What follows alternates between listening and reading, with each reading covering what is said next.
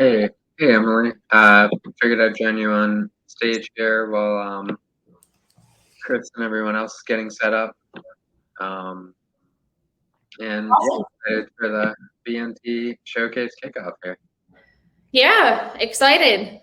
Happy Startup Venture Summit Day. Happy Startup Venture Summit Day. Awesome. Yeah, so for everybody coming out, we're gonna be doing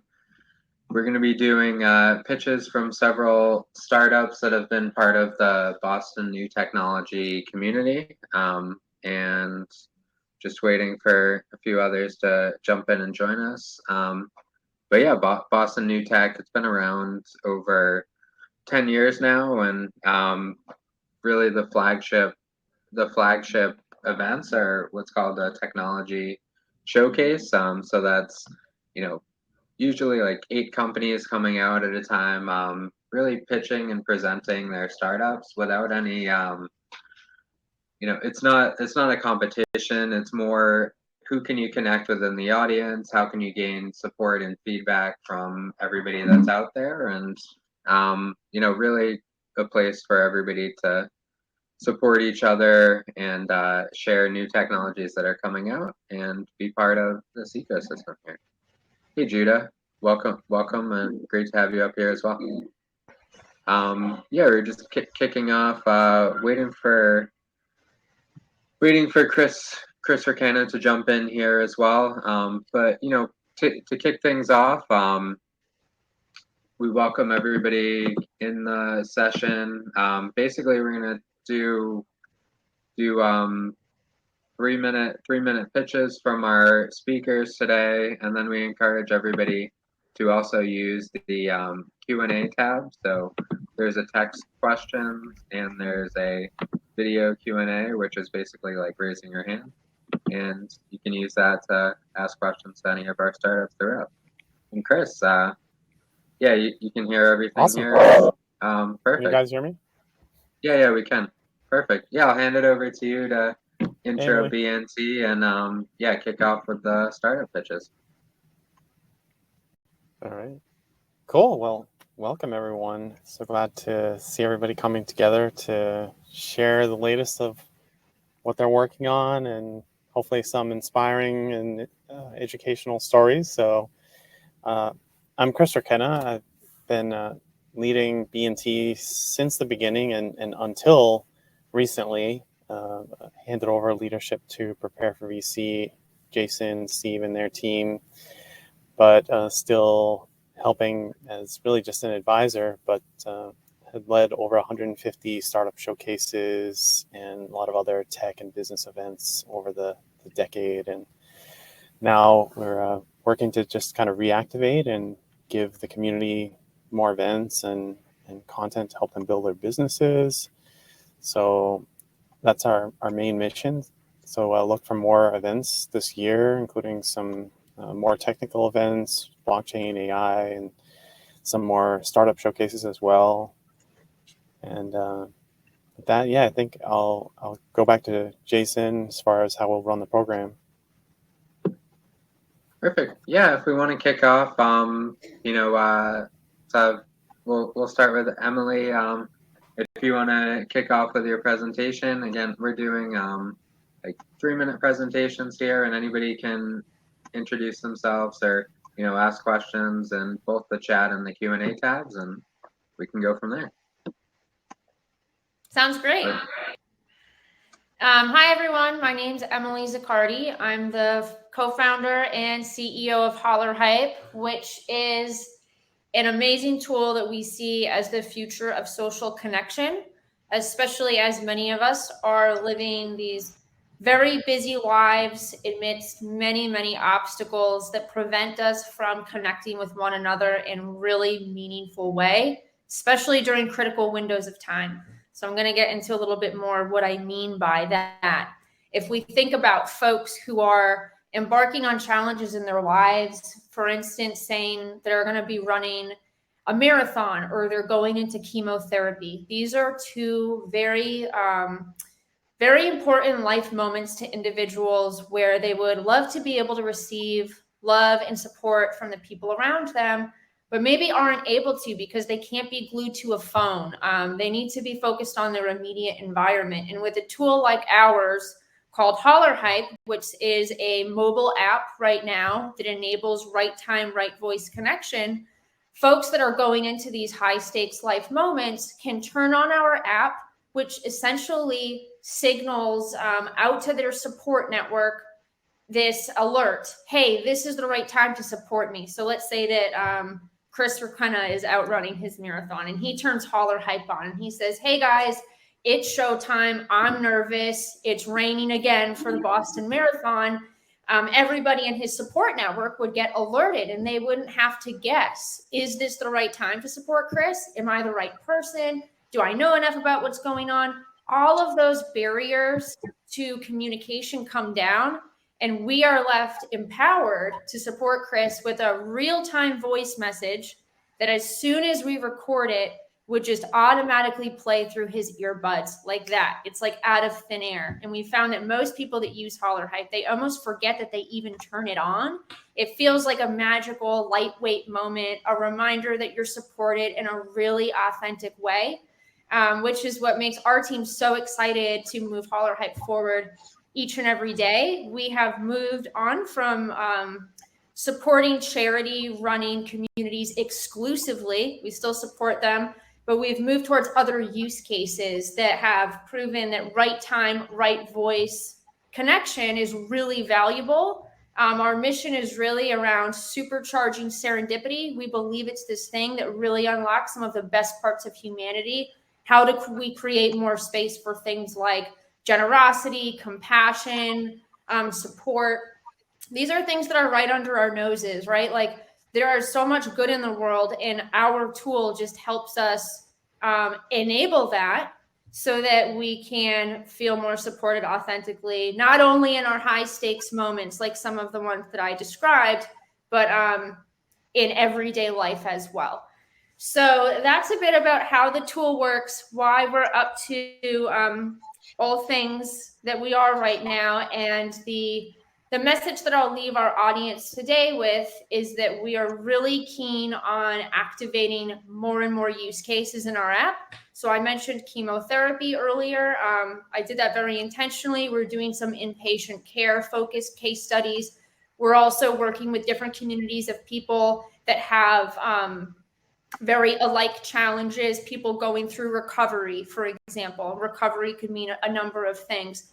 What are different communities that we might know of here in this chat where we think Hollarhype could be this lightweight tool that can also spark really high impact connection in a way that makes people feel even better about their emotional well-being. So if anyone has proximity to some of those communities, we would absolutely love to chat with you.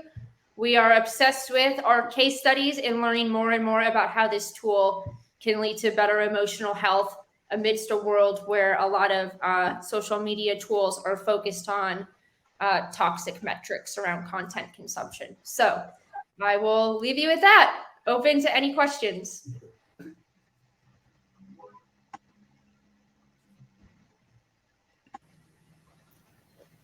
Emily, what are some of the events or partnerships you're working on right now?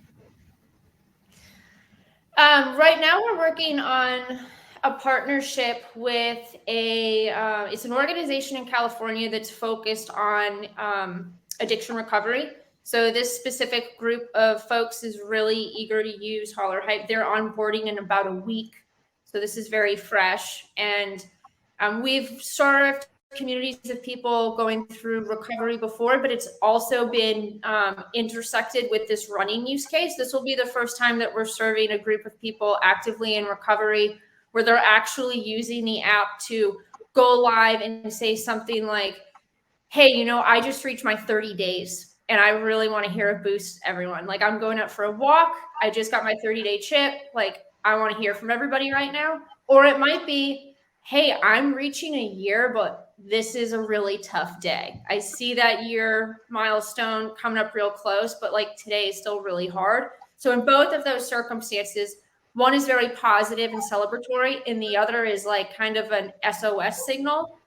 So we're really interested to learn from this case study that we'll start building with this community that has a lot of mission alignment, because we know that what we've seen in the app so far is that Hollarhype supports both like very cheerful, positive moments and also moments where people like really need that lifeline type message. So it will be an interesting balance of both, I think.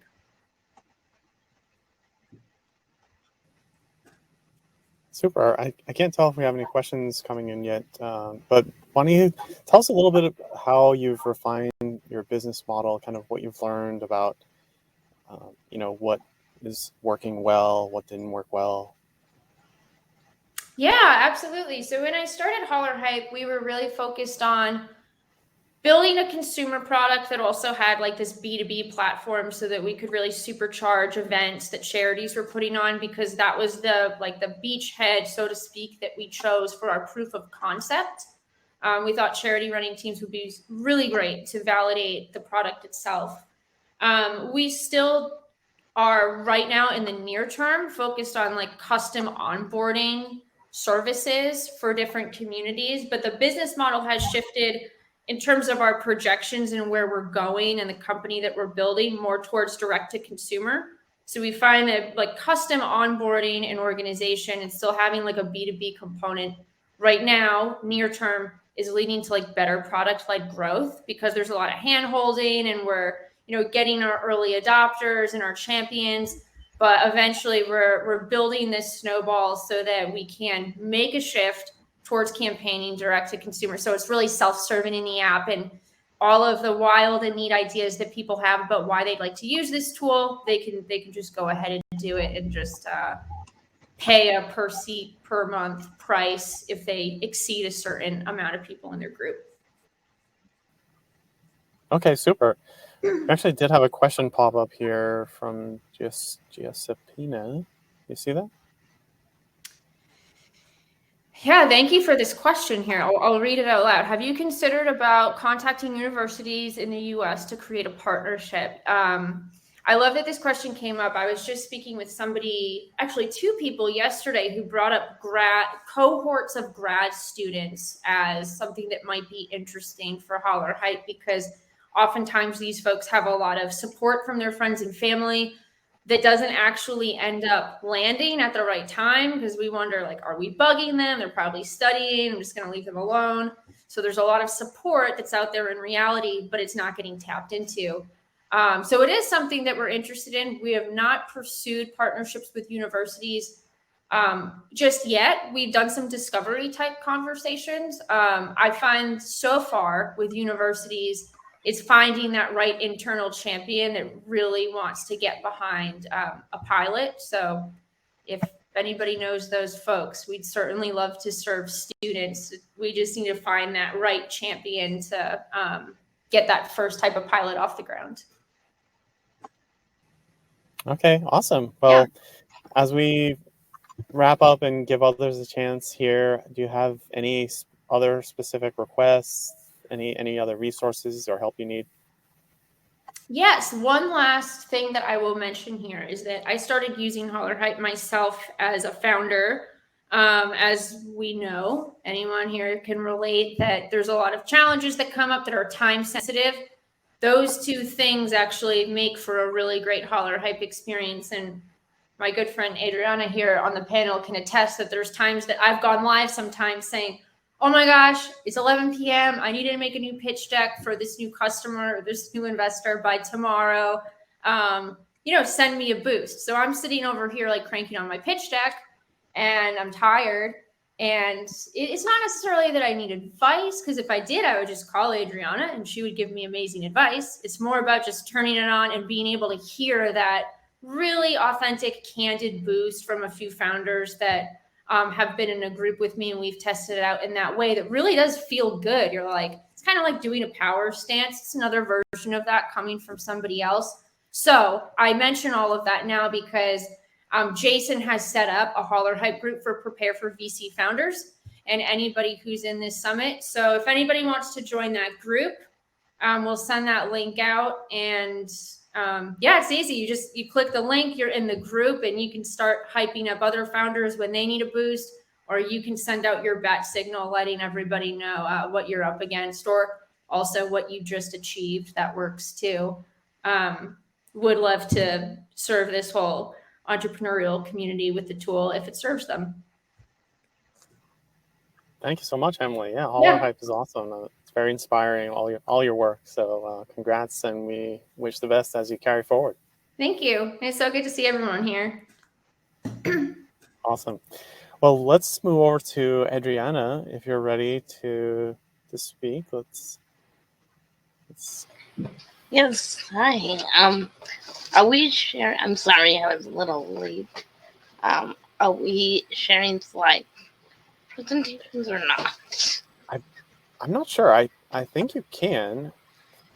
Feel free to pop them up if you can. I'm not too familiar with Goldcast.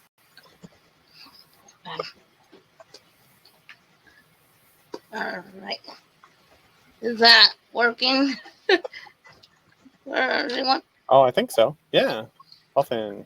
Okay, great. All right. So, hello. I'm Adriana Malazzi, founder and CEO of Puffin Innovations. As someone who was born with a disability, I learned early on that tech would be the key to my independence.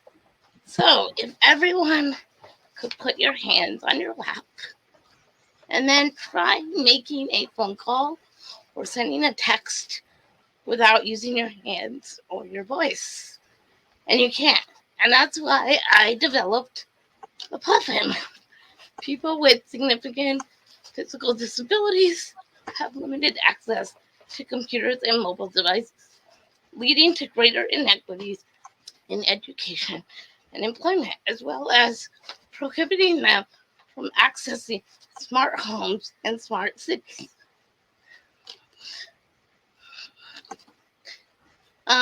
Our initial market are those living with a form of paralysis, and according to the Reeves Foundation, 84% of this population are unemployed, and they're forced to depend on government aid and live in poverty. Furthermore, in the U.S., over $150 billion, and that is billion with a B, is lost in tax revenue annually due to the lack of people with disabilities in the workforce. So individuals with physical disabilities are even further hampered by the physical inability to interact with new technologies, resulting in the displacement of such workers. So our hands-free solution, paired with our unique platform, combines IoT connectivity with machine learning and artificial intelligence, and these tools enable people with significant physical disabilities to fully participate and thrive in their communities and the modern workforce. Our mission is twofold. We seek to stop the displacement of workers who literally cannot interact with the technology necessary to perform their jobs, as well as giving other people with disabilities who never thought that they could work the tools to live that dream. All right. We've raised over $250,000 non-dilutive funding, most notably with the support of the U.S. Department of Veterans Affairs and Mass Life Sciences, who have funded our interns for 3 consecutive years. We also were in the 2017 Mass Challenge cohort, and we were silver winners. And most recently, we were named an MIT solver, as well as we are currently in the Verizon Forward for Good Accelerated program, the Disability Innovation cohort. And that is who we are. So thank you. And if you have any questions, I am welcome to questions.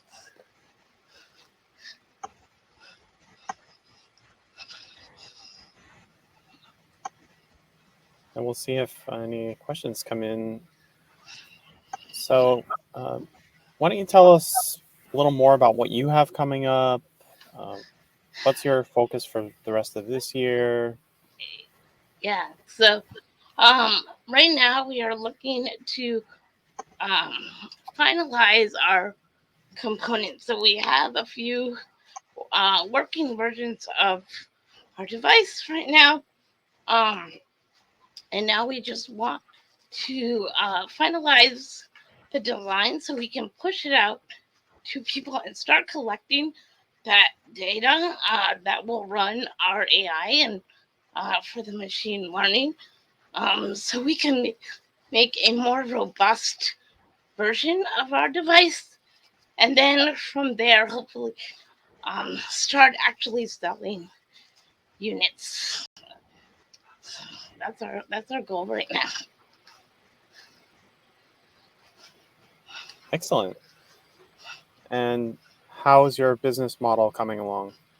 So we are pre-revenue right now, and as I stated, we've been really fortunate with getting non-diluted funding. So a lot of grants, a lot of competitions that we've applied to, and of course, Mass Life Sciences has been a wonderful supporter. So they've funded our interns, and we've had some amazing interns, and that is how we've really been able to get to the point where we are today because of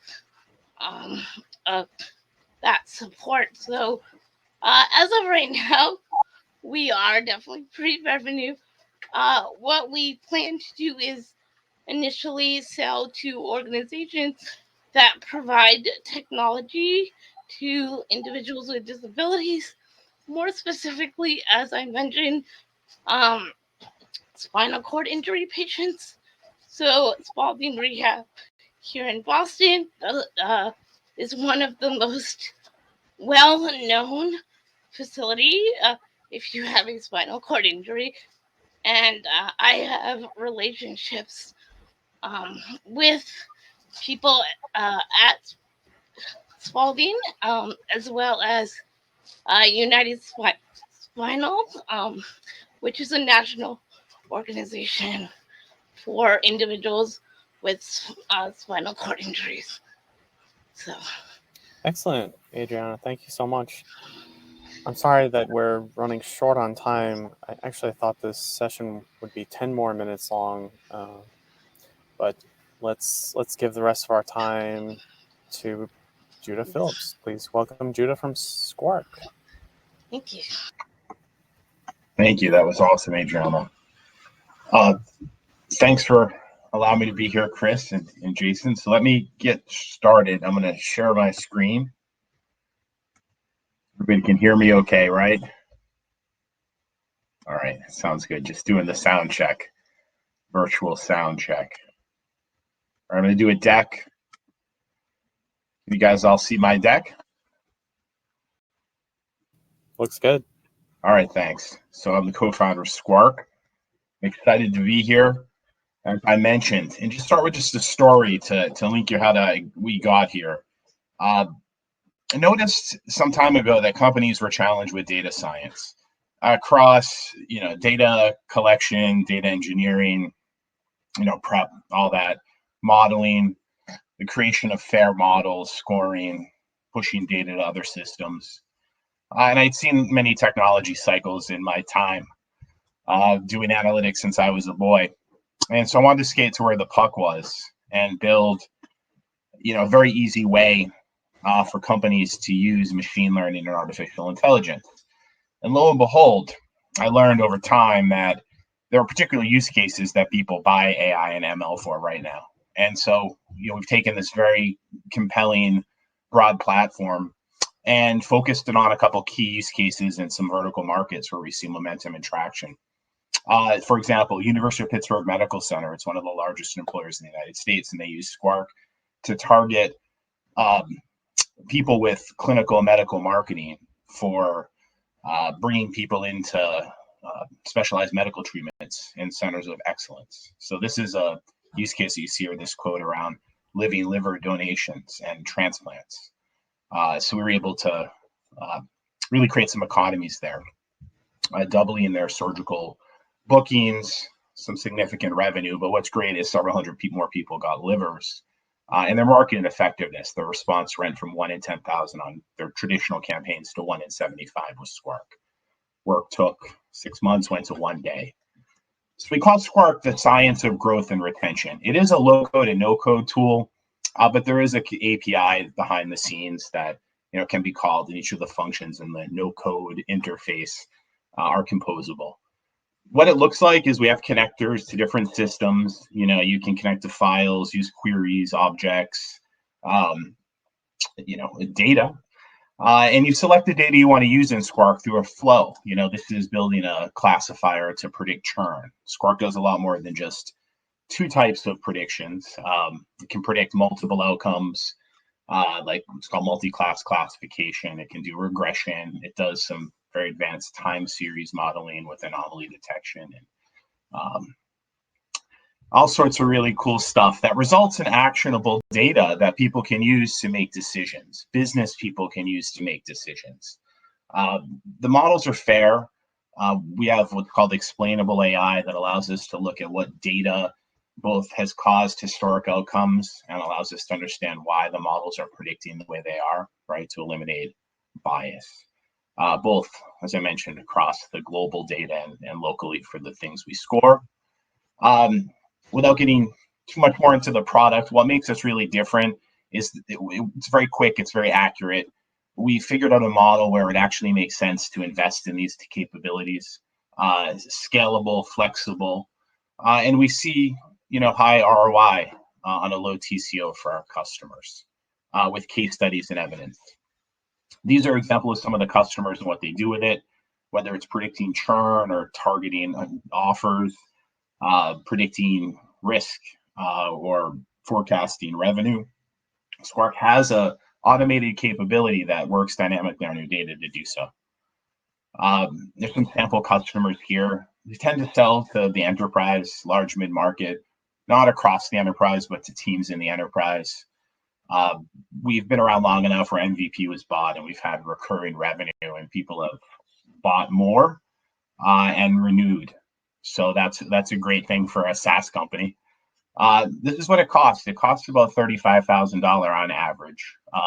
It really depends on what options you select and how many users you buy for. It's a pretty straightforward, sort of SaaS-based tiered pricing model. So it's direct sales. Try to sell on 2 to 3 year terms. It's usually to a business VP who can make the decision at this price point. It's a pretty large market just in where we concentrate now. This excludes, financial services. This excludes lots of areas we could go into. We tend to sell into healthcare providers and media and entertainment, like D2C businesses. So if you look at this as this massive market right now that we're taking advantage of, we're post-revenue at this point. We have more than 6 times revenue growth in the last 9 months with 227% net retention. And the 1.0 came out in July. Those are some of the pictures that I showed you. We did raise, are in the process of raising more. So we raised 1.16. It's on a safe. Happy to, if anybody's interested, we have an ongoing financing that has a small amount of cap space left. And the use of the funds for the round around product development, some more stuff we can do to drive, sales, marketing, PLG rather, and then 60% for sales and marketing and perhaps 5% for operations. If anyone's interested, you want to buy some software, invest in a SaaS company, I'd be happy to chat with you.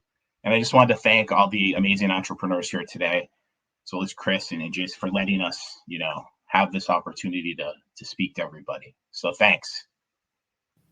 That's me, Judas Squark guy. Feel free to reach out.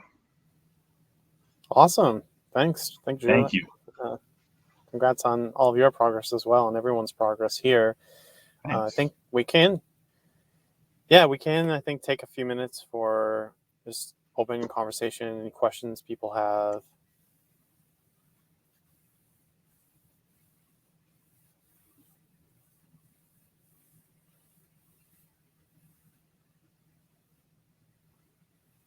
Are people excited for events to resume again? Yeah, definitely. It's been a long time coming. Hope things work out this summer. Likewise. It's always more fun to meet in person. That's for sure. Get some pizzas, hang out at General Assembly, right, Chris? Works for me. Yeah, we used to do that all the time. Yeah, quite some time ago. Well, we do have the robotics summit coming up that we are partnering with.